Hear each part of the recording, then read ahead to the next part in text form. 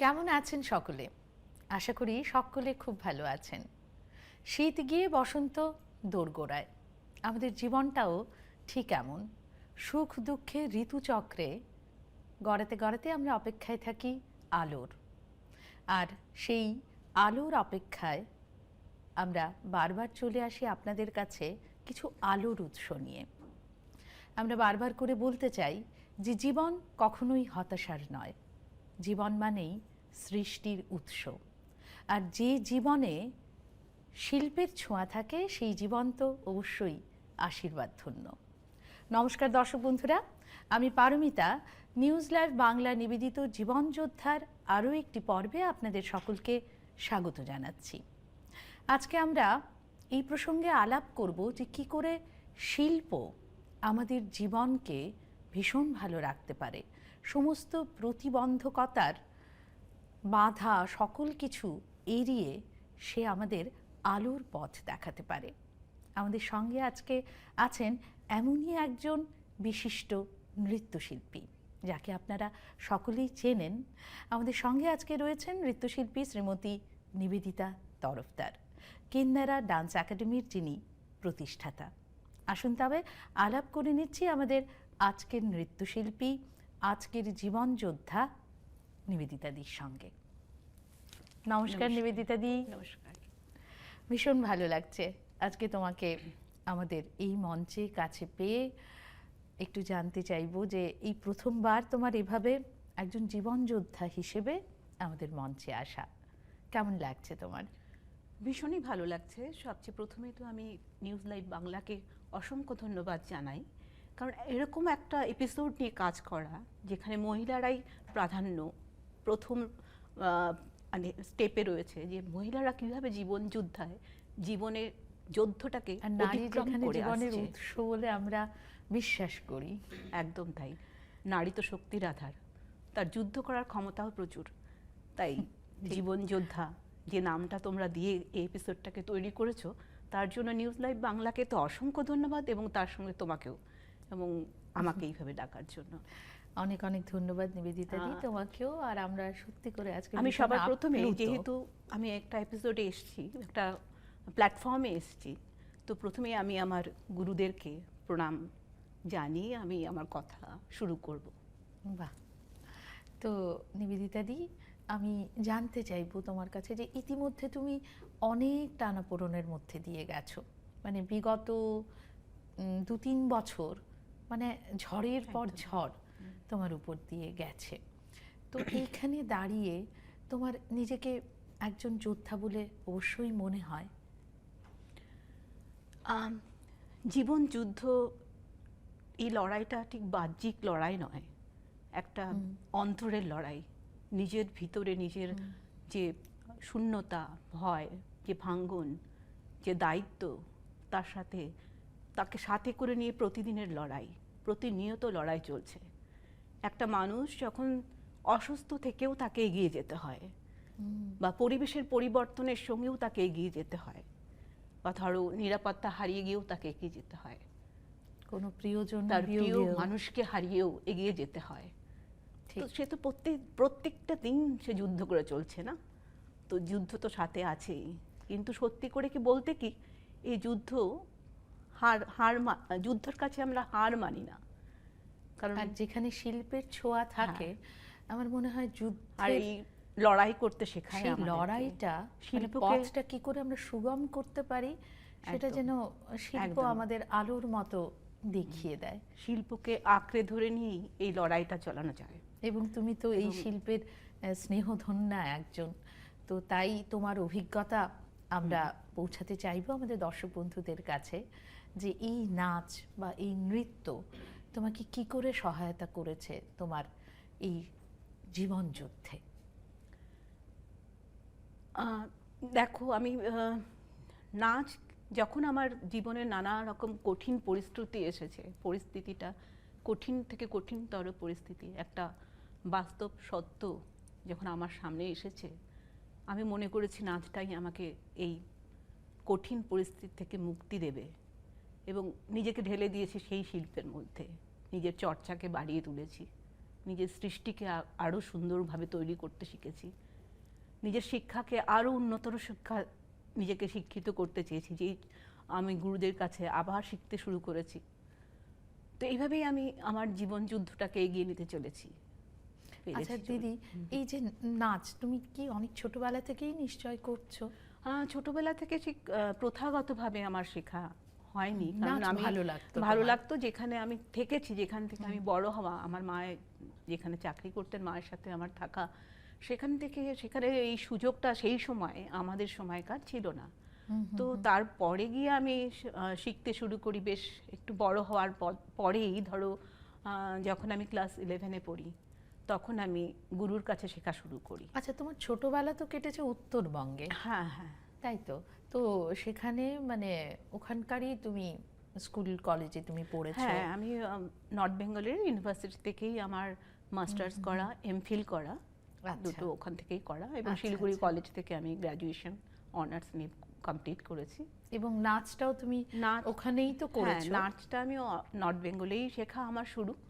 তারপরে আমি যখন আমি কলেজে পড়ি, আমার বাবা বললেন এবার তোমাকে বাইরে যেতে হবে। তখন বাবা কলকাতাতে পাঠাতেন শেখার জন্য। কত্থক প্রথম আমি কলকাতায় গিয়ে শিখতে শুরু করলাম, তারপরে ভারতনাট্যম। এবং শিলিগুড়ি এবং কলকাতা দুটো জায়গায় আমার শেখাটা চলতো আর কি সেই সময়। আচ্ছা, তো বাংলা সংস্কৃতিতে তুমি পুরোপুরি যখন নিমজ্জিত, মানে তোমাকে বিবাহ সূত্রে তারপরে চলে আসতে হয় আসামে। তো এই যে একটা মানে ধরো শিফটিং বা ট্রানজিশন যদি বলো, সেটা কি জীবনে কোনোভাবে প্রভাব ফেলেছে, বা কি কি তোমাকে তখন জুঝতে হয়েছে এই পরিবর্তনের জন্য?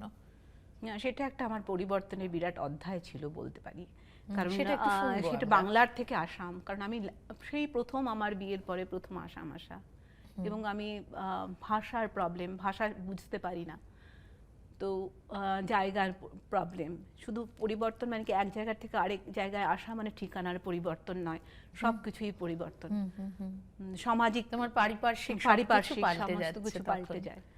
তো সেখান থেকে আমাকে শুরু করতে হয়েছে, সেগুলোকে আমাকে এখানকার ভাষাকে জানতে হয়েছে, এবং নিজেকে সেই জায়গায় এনে প্রতিষ্ঠিত করার, মানে আমি যে যা ছিলাম সেটা, আমার পরিচিতিটা এখানে নেই, সুযোগটাই সীমাবদ্ধ একটা সুযোগ ছিল সেখানে, তো সুযোগটাকে খুঁজে পেতে হয়েছে।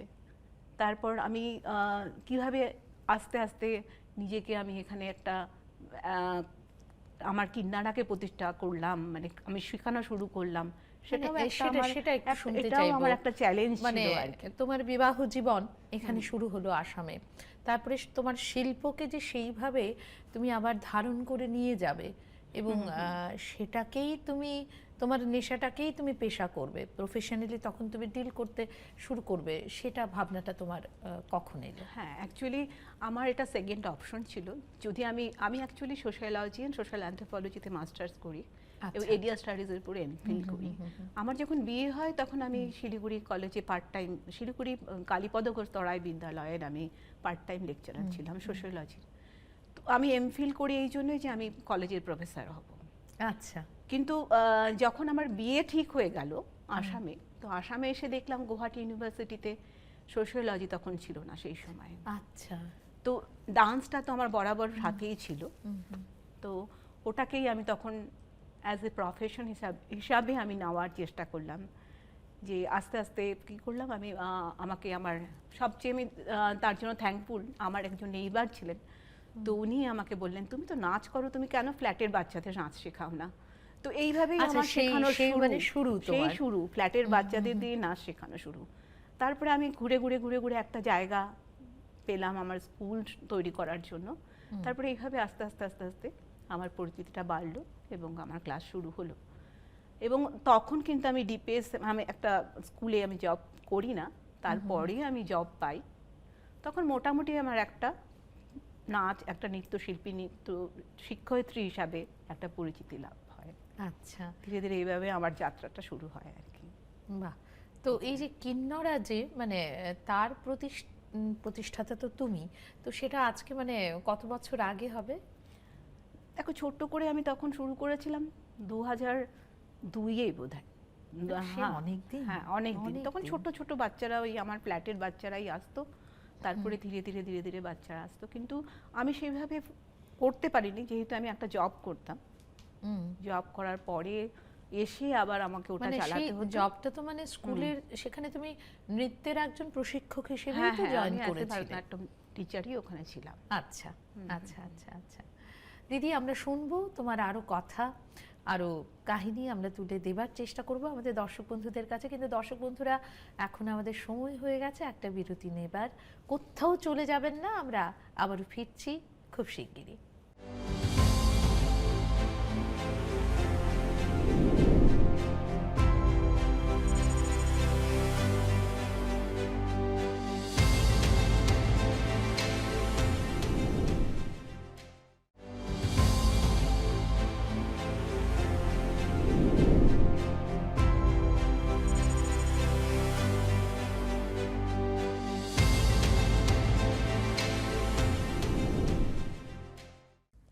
দর্শক বন্ধুরা, আমরা ফিরে এলাম আবারও বিরতির পরে। আমাদের সঙ্গে আজকে রয়েছেন নৃত্যশিল্পী নিবেদিতা তরফদার। আমরা চলে যাব সরাসরি আবারও নিবেদিতা দির কাছে।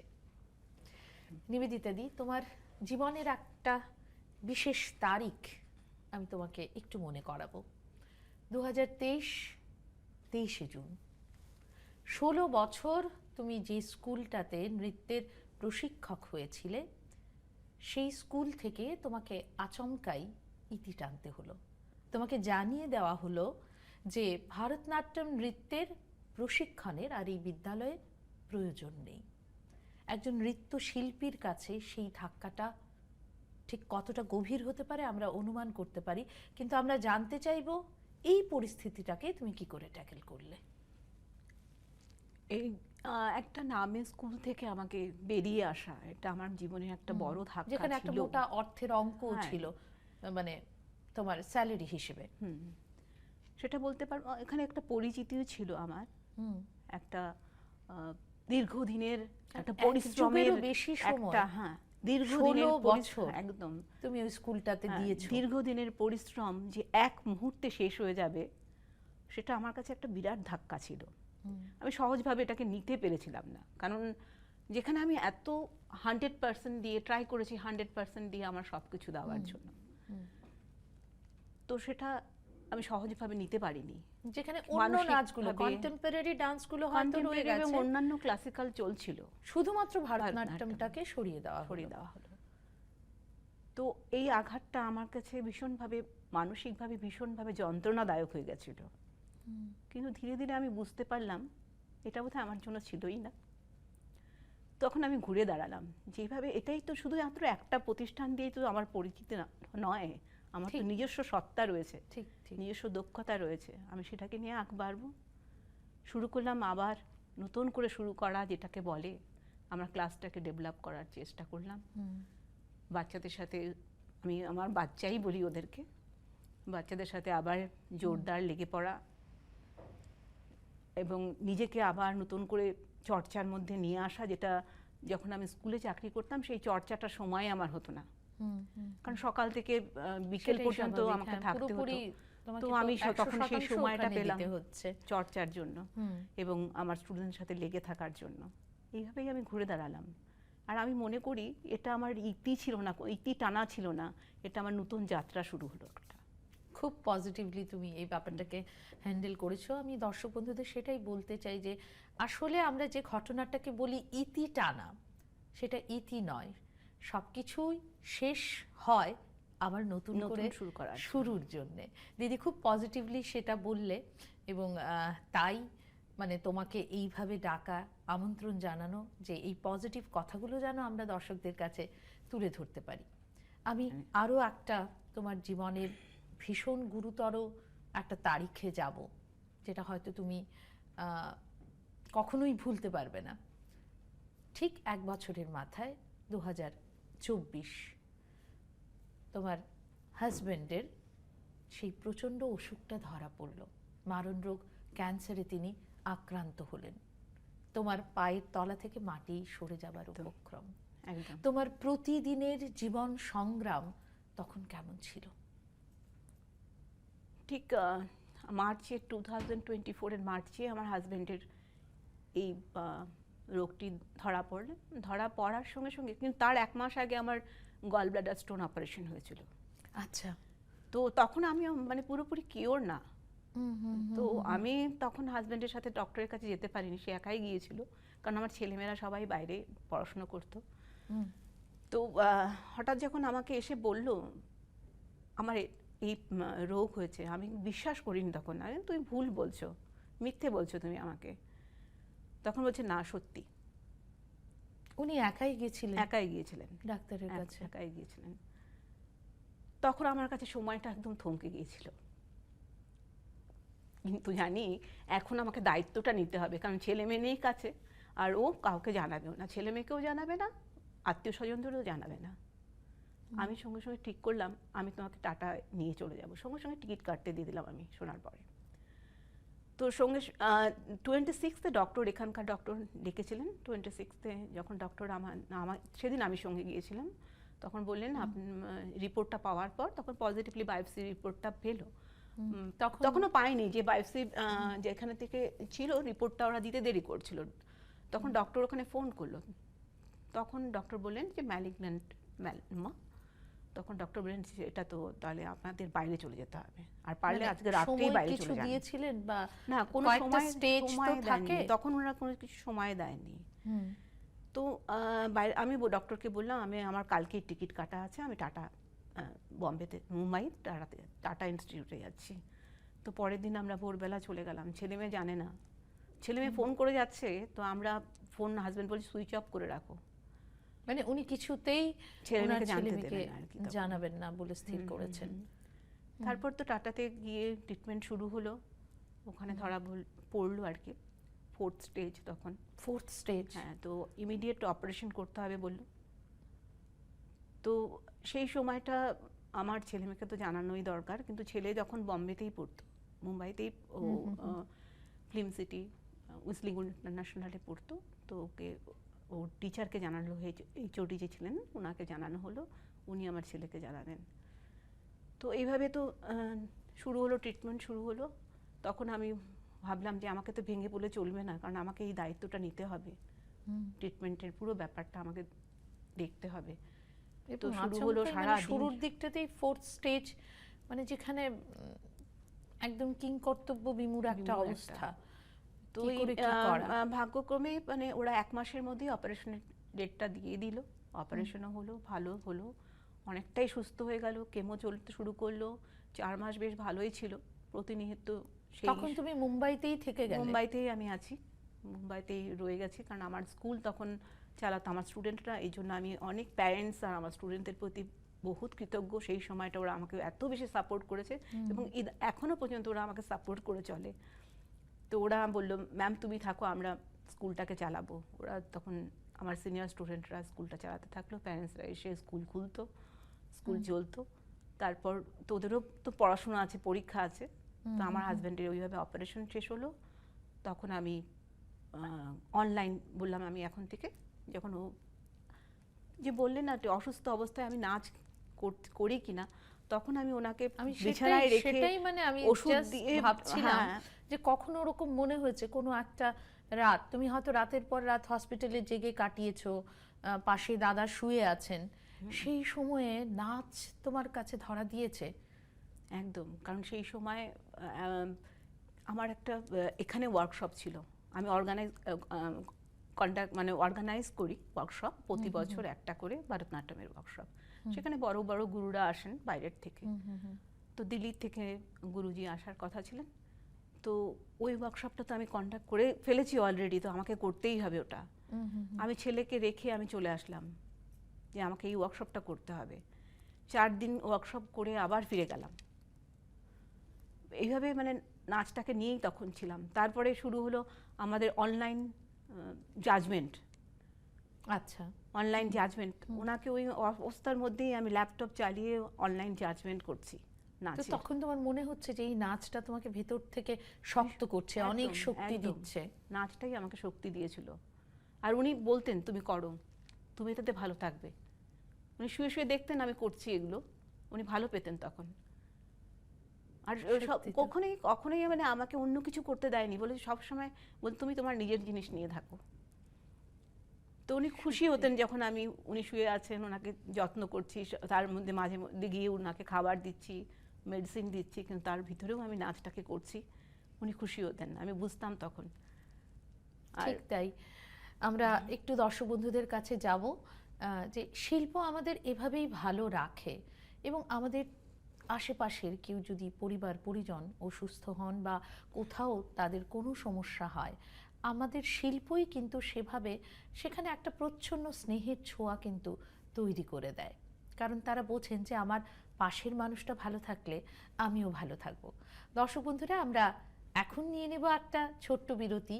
ফিরে এসে আরও একটু কথা আছে নিবেদিতাদির সঙ্গে, সঙ্গে থাকবেন।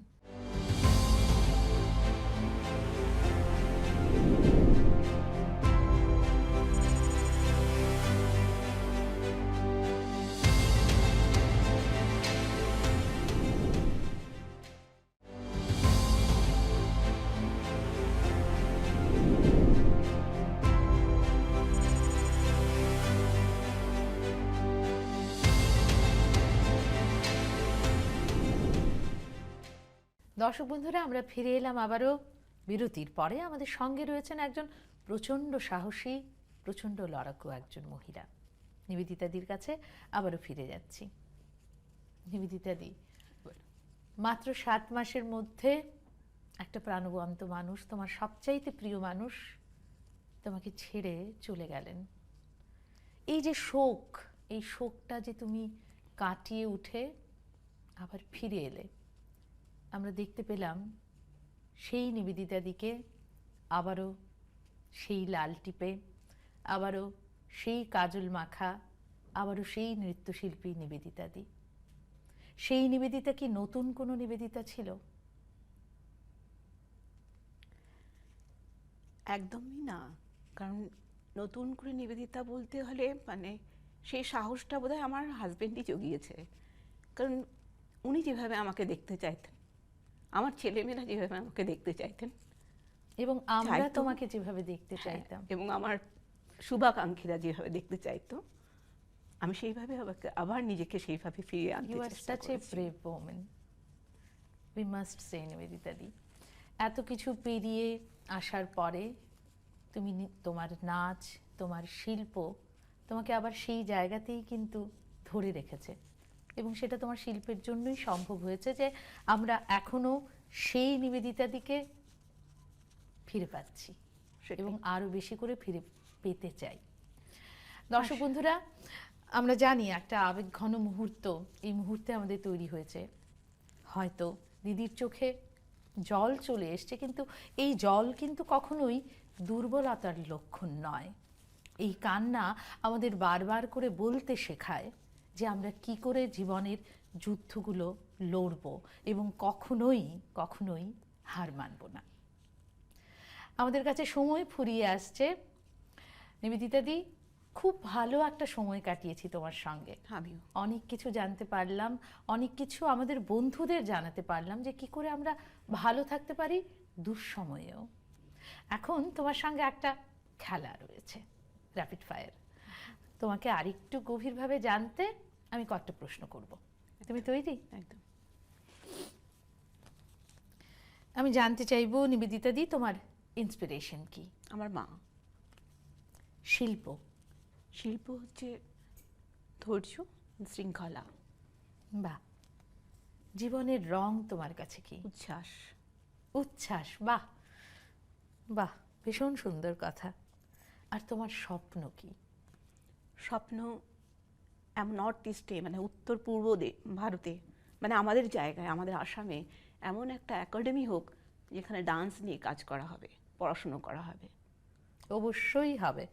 আমাদের পুরো টিমের তরফ থেকে তোমার এই যাত্রাপথে শুভেচ্ছা রইল, অনেক অনেক শুভেচ্ছা তোমার ডান্স একাডেমির জন্যে। নিবেদিতাদি, আমরা প্রায় শেষ পর্বে চলে এসেছি। আমি তোমার মতো একজন লড়াকু মহিলার কাছে, তোমার মতো একজন সংঘর্ষে জয়ী হওয়া মহিলার কাছে জানতে চাইব যে তুমি আজকে আমাদের দর্শক বন্ধুদের কি বলতে চাইবে? জীবন তো সবার একই রকম হয় না, কিন্তু প্রত্যেকের জীবনেই এক অনিশ্চয়তা তো থেকেই থাকে। আর এই অনিশ্চয়তা আমাদেরকে আরও শক্তি করে তোলে, শক্তিশালী করে তোলে। আমি বলবো যে যেভাবে, যেই ভালোবাসাটা, যেই জায়গার থেকে তুমি বারবার আঘাত পেয়েও দাঁড়িয়ে ওঠো, যেই জায়গাটাকে তুমি রেখে দাও নিজের কাছে, নিজের শক্তি হিসাবে, নিজের স্বপ্নগুলোকে পূরণ করতে চেষ্টা করো। আর জীবনের আরেক নাম হচ্ছে এগিয়ে যাওয়া। তাই যত বাধাই আসুক, যত বিপদই আসুক, যত অনিশ্চয়তাই আসুক, এগিয়ে যেতে হবে। এগিয়ে যাওয়া। দর্শক বন্ধুরা, আমরা কাছে পেলাম নিবেদিতা দির মতো একজন লড়াকু, প্রচণ্ড সংগ্রামী মহিলাকে। তার জীবনের সত্যিগুলো আপনাদের কাছে তুলে ধরলাম। আমরা জানি ক্যামেরার ওপাশে হয়তো আপনারা তার কাহিনী শুনে অনেকেই অনুপ্রাণিত হয়েছেন। আজকে যেহেতু নিবেদিতা দি রয়েছেন, একজন নৃত্যশিল্পী আমাদের কাছে, যেতে যেতে তার শিল্পের ছোঁয়াটুকু আপনাদের কাছে পৌঁছে দিতে চাইব। নিবেদিতা দি, একটুখানি হয়ে যাক একটা পছন্দের গান, অন্তরা থেকে শুরু করছি।